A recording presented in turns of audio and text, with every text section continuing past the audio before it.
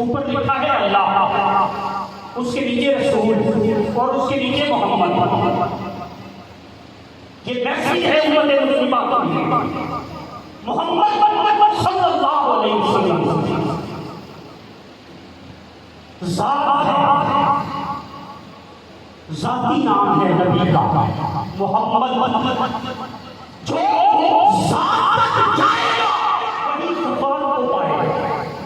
जो ज़ात तक नहीं जा सकता वो सिफात को नहीं पा सकता, ना उसके अपने अंदर सिफात आ सकता।